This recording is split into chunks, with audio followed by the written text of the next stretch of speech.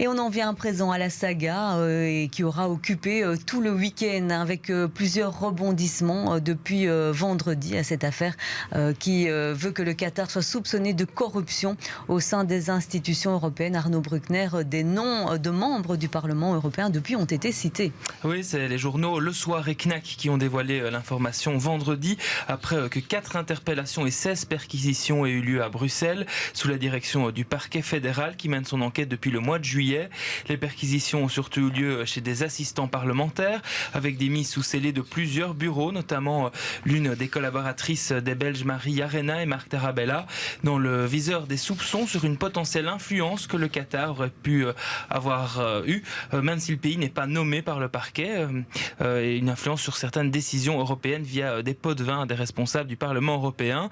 Parmi les interpellations de vendredi, l'ancien eurodéputé Antonio Panzeri, le syndicaliste Luca Vincentini, un directeur d'ONG, un assistant parlementaire, tous de nationalité ou d'origine italienne. Et puis ça ne s'arrête pas là, puisque vendredi, la situation évolue encore avec l'interpellation de la vice-présidente du Parlement. Oui, la social-démocrate grecque Eva Kaili, dont le domicile a aussi été perquisitionné et qui est en fait la compagne de l'un des hommes interpellés plus tôt vendredi, puisqu'elle est normalement protégée par l'immunité parlementaire. Le fait qu'elle ait pu être interpellée et perquisitionnée signifierait donc qu'elle aurait été prise en flagrant délit d'infraction. Et on apprend d'ailleurs plus tard que son père a été interpellé à la sortie d'un hôtel du quartier européen avec une valise remplie de billets de banque.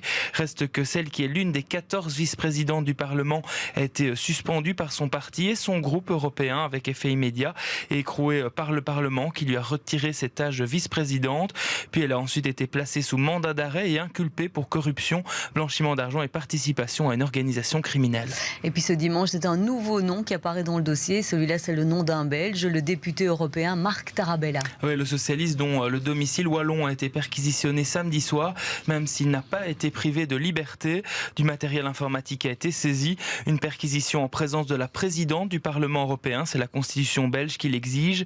Le Liégeois se défend évidemment de tout soupçon ce lundi matin. Il indique ne pas avoir reçu de cadeaux du Qatar et qu'il les aurait dénoncés si cela avait été le cas. Mais rappelons tout de même si c'est finalement preuve de rien, que l'eurodéputé, qui était d'abord très remonté contre la désignation du Qatar comme pays hôte du mondial, avait multiplié récemment les déclarations contraires.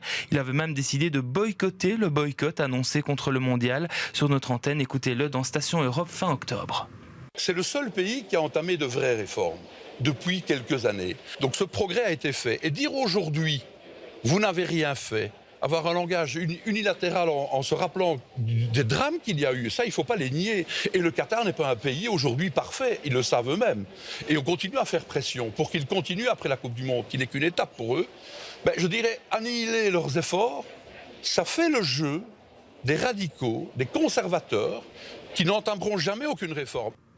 Alors vous le disiez Arnaud, le Qatar n'a pour l'instant jamais vraiment été cité nommément par les enquêteurs, mais même si nos confrères ont eu la confirmation à bonne source que la corruption provient de ce pays du Golfe, pays qui a réagi hier après-midi. Oui, le Qatar est d'abord resté muet un bon moment, mais a finalement réagi dimanche après-midi via son ministère des Affaires étrangères.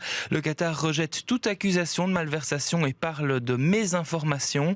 Le Qatar précise aussi travailler en respect total avec les lois et les régulations internationales.